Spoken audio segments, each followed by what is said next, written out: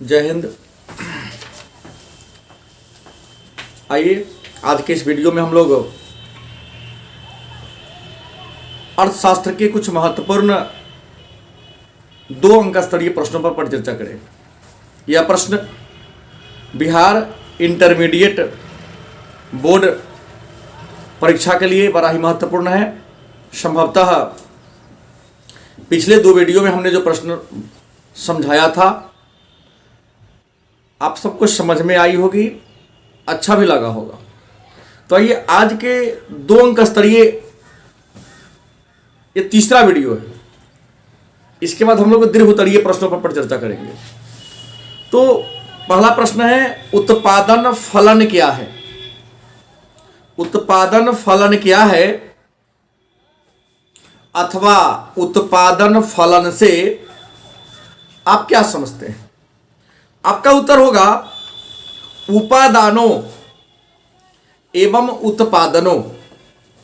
ध्यान देंगे, प्रश्न है उत्तर है उपादानों एवं उत्पादनों के फलनात्मक संबंध को उपादानों एवं उत्पादन के फलनात्मक संबंध को उत्पादन फलन के नाम से जानते हैं। दूसरे शब्दों में लागत और आगत के, लागत माने किसी वस्तु को बनाने में जो खर्च आता है उसे लागत कहते हैं, और विक्रय के बाद जो अतिरिक्त आय की प्राप्ति होती है उसे आगत कहते हैं। मतलब लागत और आगत के फलनात्मक संबंध को हम उत्पादन फलन के नाम से जानते हैं। दूसरा प्रश्न है आज का,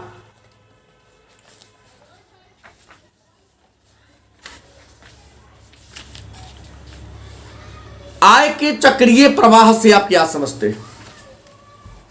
आय का चक्रीय प्रवाह क्या है अथवा आय के चक्रीय प्रवाह से आप क्या समझते हैं?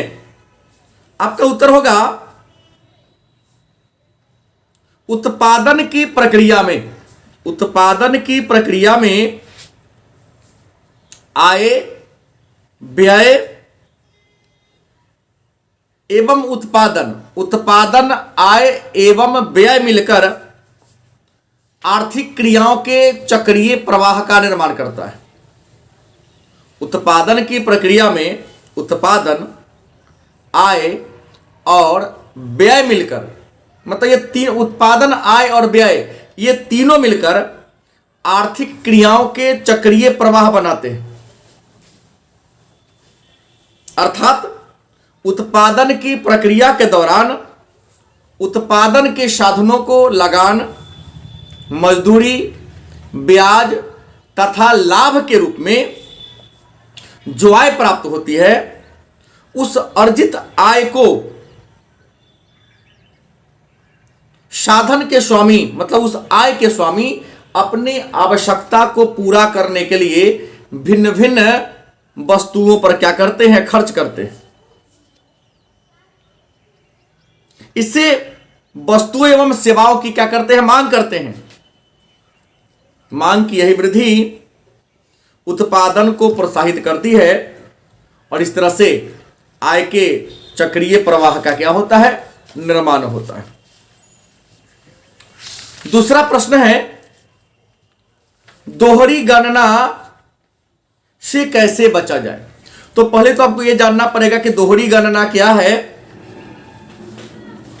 उत्तर होगा कि राष्ट्रीय आय को गिनती करने में, राष्ट्रीय आय का अनुमान लगाने में किसी धनराशि का 2 बार काउंट हो जाना, गिना जाना दोहरी गणना कहलाता है। दोहरी गणना से बचने के 2 उपाय है। प्रश्न है कि दोहरी गणना से कैसे बचा जाए? तो आपको बता दें कि दोहरी गणना से बचने के 2 तरीके हैं, 2 उपाय हैं। पहला अंतिम उत्पाद विधि, दूसरा मूल्य वृद्धि विधि। पहला है अंतिम उत्पाद विधि, दूसरा है मूल्य वृद्धि विधि। ये 2 ऐसे तरीके हैं जिनके द्वारा हम दोहरी गणना से बच सकते हैं या दोहरी गणना से हमें मुक्ति मिल सकती है। अगला प्रश्न है, हरित जीडीपी क्या है? हरित जीडीपी क्या है? आपका उत्तर होगा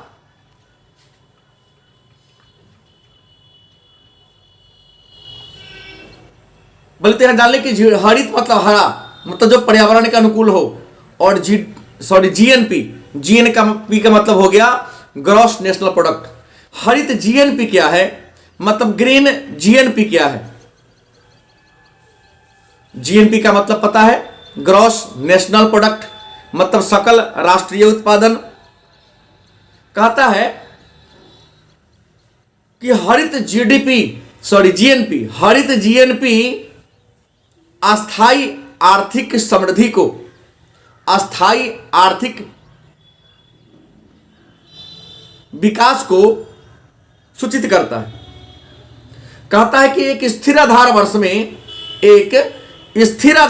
में या एक आधार वर्ष में उत्पादन के साधनों के द्वारा जितने साधनों का उत्पादन हुआ, लेकिन उत्पादन की प्रक्रिया के दौरान पर्यावरण की जो क्षति होती है, पर्यावरण की उस क्षति को हम गणना नहीं करते।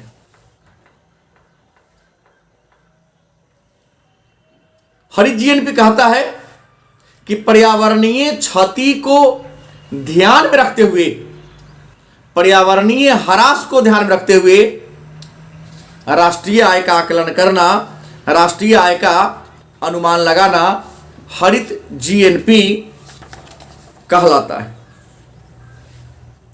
अगला प्रश्न है, मुद्रा के कार्य को लिखें। तो मुद्रा के कार्य की बात करें तो सबसे पहले चर्चा करता है कि मुद्रा के प्राथमिक कार्य को लिखें। मुद्रा के प्राथमिक कार्य कौन कौन है? आपका उत्तर होगा मुद्रा के प्राथमिक कार्य निम्नलिखित हैं। नंबर 1, विनिमय का माध्यम, मतलब अदला बदली का माध्यम। दूसरा है मूल्य का मापक। मुद्रा के प्राथमिक कार्य में आता है विनिमय के माध्यम, मूल्य का मापक। ये मुद्रा के दो महत्वपूर्ण प्राथमिक कार्य हैं। दूसरा प्रश्न आता है, मुद्रा के सहायक कार्य या गौण कार्य कौन कौन है? आपका उत्तर होगा मुद्रा के सहायक गौण कार्य है। नंबर 1, स्थगित भुगतान का माप, मूल्य का संचयन, मूल्य का हस्तांतरण। तीसरा प्रश्न पूछता है मुद्रा से कि मुद्रा के आकस्मिक कार्य को लिखे। आपका उत्तर होगा मुद्रा के आकस्मिक कार्य निम्नलिखित है। नंबर 1, शाख का आधार, सामाजिक वितरण के आधार। नंबर 3, अधिकतम संतुष्टि एवं उत्पादन का आधार, पूंजी की तरलता एवं गतिशीलता, शोधन क्षमता की गारंटी, निर्णय का वाहक। ये आपके हैं मुद्रा के आकस्मिक कार्य। अगला प्रश्न आता है कि प्रमाणिक मुद्रा और प्रतीक मुद्रा में क्या अंतर है? प्रमाणिक मुद्रा और प्रतीक मुद्रा में क्या अंतर है? आपका उत्तर होगा प्रमाणिक मुद्रा और प्रतीक मुद्रा में निम्नलिखित अंतर है। नंबर 1, प्रमाणिक मुद्रा देश का प्रधान सिक्का होता है और प्रतीक मुद्रा प्रमाणिक मुद्रा का सहायक होता है। दूसरा अंतर है, प्रमाणिक मुद्रा असीमित विधि ग्राह्य है, जबकि प्रतीक मुद्रा सीमित विधि ग्राह्य है। तीसरा, प्रमाणिक मुद्रा का अंकित मूल्य और वास्तविक मूल्य बराबर होते हैं, जबकि प्रतीक मुद्रा का अंकित मूल्य वास्तविक मूल्य से ज्यादा होता है। चौथा अंतर है, प्रमाणिक मुद्रा धातु का बना होता है, जबकि प्रतीक मुद्रा प्योर नहीं होता, उसमें कुछ खोट होता है, कुछ कमी होता है। एक दो बार प्रश्न पूछा गया है कि श्रेष्ठ मुद्रा के कौन कौन से गुण होते हैं? गुड मनी श्रेष्ठ मुद्रा कहते किसे हैं? आपका उत्तर होगा श्रेष्ठ मुद्रा उस मुद्रा को कहते हैं जिसमें उपयोगिता का गुण हो, वहनीयता का गुण हो, जो टिकाऊ हो, जो आसानी से जिसको बांटा जा सके, जिसमें एकरूपता हो, जिसमें मितव्ययिता हो, जिसका मूल्य स्थिर रहता हो, जिसमें तरलता का गुण हो, ऐसे मुद्रा को हम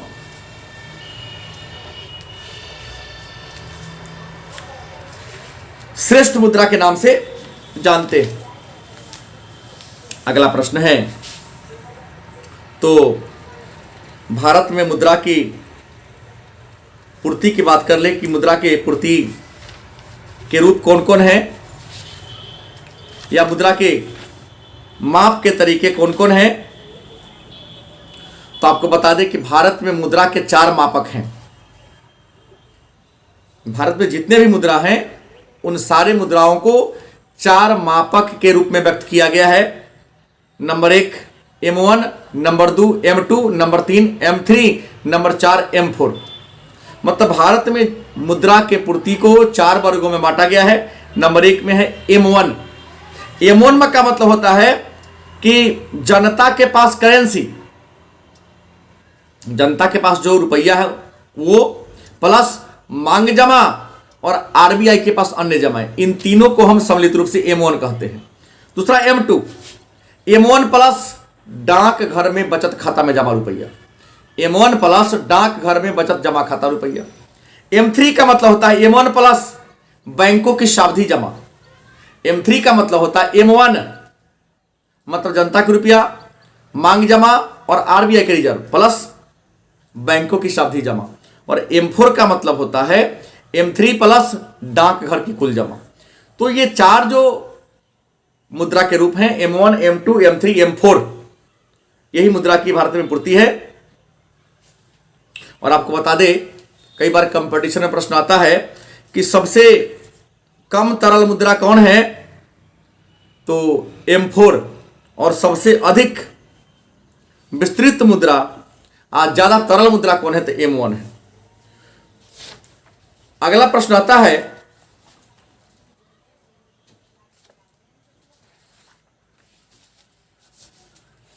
व्यापारिक बैंक या व्यावसायिक बैंक कितने प्रकार की खाता में ग्राहकों के जमा को स्वीकार करती है। आपका उत्तर होगा व्यावसायिक बैंक 4 प्रकार की खाता में ग्राहकों के जमा को स्वीकार करती है। नंबर 1 चालू खाता, नंबर 2 बचत खाता, नंबर 3 सावधि जमा खाता, नंबर 4 आवर्ती जमा खाता। एक और महत्वपूर्ण प्रश्न आता है कि CRR और SLR में क्या अंतर है। CRR और SLR में क्या अंतर है, मतलब नगद कोष अनुपात और विधिक आरक्षित अनुपात में क्या अंतर है। आपका उत्तर होगा नगद कोष अनुपात कुल मांग जमा का वह प्रतिशत है। नगद कोष अनुपात मतलब CRR कुल मांग का वह प्रतिशत है जो व्यावसायिक बैंक आरबीआई के पास सुरक्षित रखता है। दूसरा SLR मतलब विधिक आरक्षित अनुपात क्या है, तो प्रत्येक व्यावसायिक बैंक अपना निश्चित धनराशि हमेशा अपने खाते में स्टॉक रखती है, जमा रखती है। उसी को हम SLR या सावधिक जमा के नाम से जानते हैं। अगला प्रश्न है, आरबीआई के मुख्य कार्य कौन कौन है। तब आरबीआई मतलब रिजर्व बैंक ऑफ इंडिया के मुख्य कार्यों को लिखें। आपका उत्तर होगा आरबीआई जो भारत का केंद्रीय बैंक है। इसकी स्थापना 1935 में और राष्ट्रीयकरण 1949 में किया गया। इसका प्रमुख कार्य निम्नलिखित है। नंबर 1 नोट जारी करना, दूसरा सरकार के बैंकर, एजेंट और वित्तीय परामर्शदाता के रूप में काम करना। नंबर 3 यह बैंकों का बैंक है। नंबर 4 यह अंतिम ऋणदाता है। नंबर 5 यह विदेशी विनिमय कोष का संरक्षक है। नंबर 6, यह समाशोधन गृह का काम करता है, यह शाख का नियंत्रण करता है, यह आर्थिक आंकड़ा एकत्रित करता है, यह सभी बैंकों का सर्वेक्षण करता है। एक नया प्रश्न जो बड़ा ही महत्वपूर्ण है, कई बार पूछा जा चुका है, केंद्रीय बैंक अंतिम ऋणदाता है कैसे? केंद्रीय बैंक अंतिम ऋणदाता है कैसे? आपका उत्तर होगा केंद्रीय बैंक अंतिम ऋणदाता है क्योंकि जब देश के अन्य व्यावसायिक बैंकों को या व्यावसायिक बैंकों को सभी ओर से ऋण मिलना, कर्ज मिलना बंद हो जाता है, तो अंतिम रूप से उसके ऋण की आवश्यकता की पूर्ति चूंकि आरबीआई करती है, केंद्रीय बैंक करती है, इसलिए केंद्रीय बैंक को अंतिम ऋणदाता के नाम से जानते हैं। अगला प्रश्न है, केंद्रीय बैंक के द्वारा शाख नियंत्रण के लिए अपनाई गई मात्रात्मक तरीकों को लिखें। आपका उत्तर होगा केंद्रीय बैंक शाख नियंत्रण के लिए निम्नलिखित मात्रात्मक तरीका अपनाती है। नंबर 1, बैंक दर की नीति। नंबर 2, खुले बाजार की क्रिया करती है। नंबर 3, नगद कोष अनुपात में परिवर्तन करती है। नंबर 4, सावधिक तरलता अनुपात में परिवर्तन करती है। दूसरा प्रश्न पूछा जाता है, केंद्रीय बैंक के द्वारा या रिजर्व बैंक के द्वारा शाख नियंत्रण के लिए गुणात्मक और चयनात्मक जो रीतियां लागू की जाती है कौन कौन है? आपका उत्तर होगा केंद्रीय बैंक शाख नियंत्रण के लिए निम्नलिखित गुणात्मक या चयनात्मक प्रक्रिया को अपनाती है, जैसे शाख की राशनिंग करती है, उपभोक्ता शाख का नियमन करती है, सीमित आवश्यकता में परिवर्तन करती है, प्रत्यक्ष कार्यवाही करती है, नैतिक दबाव डालती है, इसके अलावा प्रचार करती है। अगला है, बैंक दर और ब्याज दर में क्या अंतर है? बैंक दर और ब्याज दर में क्या अंतर है? आपका उत्तर होगा केंद्रीय बैंक व्यावसायिक बैंक को जिस ब्याज की दर पर उसके बिलों का भुगतान करती है बैंक दर कहते हैं। इसके विपरीत व्यावसायिक बैंक अपने ग्राहकों को जिस ब्याज की दर पर ऋण मुहैया कराती है, कर्ज उपलब्ध कराती है, उसे हम ब्याज दर के नाम से जानते हैं। अगला प्रश्न आता है, रेपो रेट और रिवर्स रेपो रेट में क्या अंतर है? रेपो रेट और रिवर्स रेपो रेट में क्या अंतर है?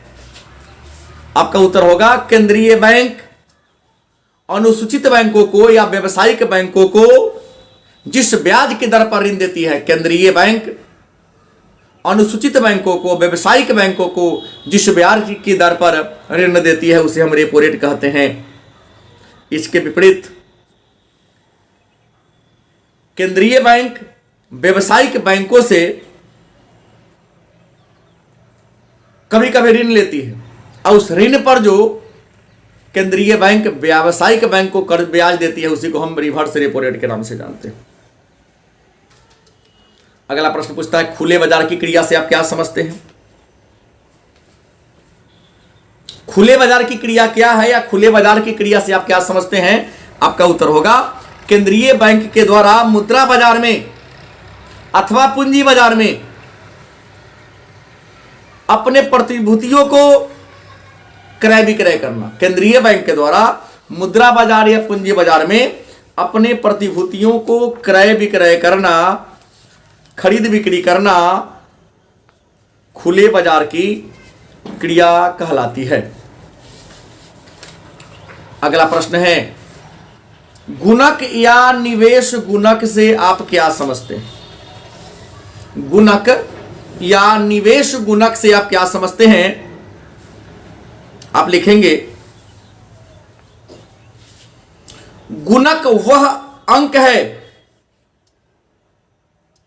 गुणक वह अंक है जिसके साथ निवेश में किए गए परिवर्तन के फलस्वरूप, गुणक वह अंक है जिसके साथ निवेश में किए गए परिवर्तन को गुणा करके उसके आय में होने वाले वृद्धि को अनुमान लगाया जाता है।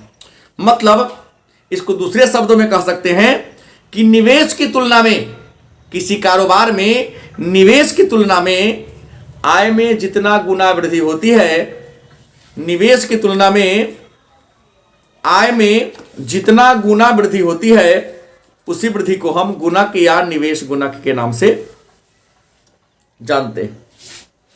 अगला प्रश्न कहता है, अल्पकालीन औसत लागत की रेखा अंग्रेजी के यू अक्षर के समान होती है, क्यों? अल्पकालीन औसत लागत की रेखा अंग्रेजी के यू अक्षर के समान होती है, क्यों?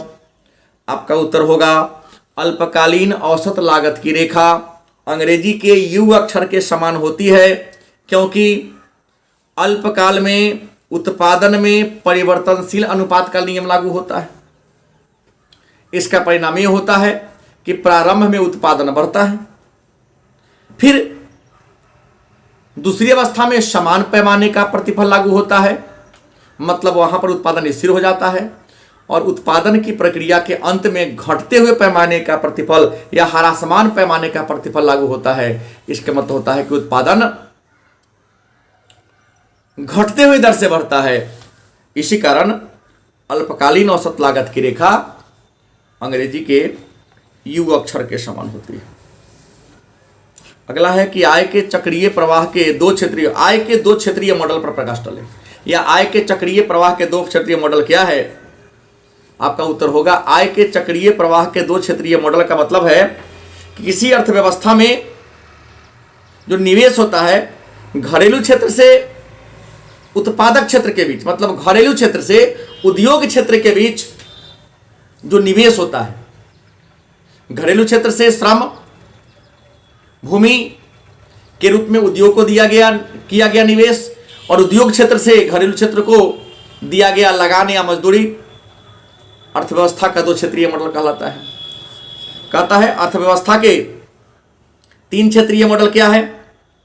आय के चक्रीय प्रवाह का या अर्थव्यवस्था के चक्रीय प्रवाह का तीन क्षेत्रीय मॉडल कहता है कि जब अर्थव्यवस्था या किसी देश में आय के प्रवाह का तीन स्तर हो, जब किसी देश में या किसी अर्थव्यवस्था में आय के प्रवाह का तीन स्तर हो, जैसे घरेलू क्षेत्र से बाजार को, बाजार से सरकार को, और सरकार से घरेलू क्षेत्र तथा बाजार को यदि आय का प्रवाह हो अलग अलग रूपों में, तो इसको हम अर्थव्यवस्था के तीन क्षेत्रीय मॉडल के नाम से जानते हैं। तो आज की क्लास में इतना ही। कल से हम लोग इतिहास के लघु उत्तरीय प्रश्नों को लेकर आएंगे। तब तक के लिए धन्यवाद।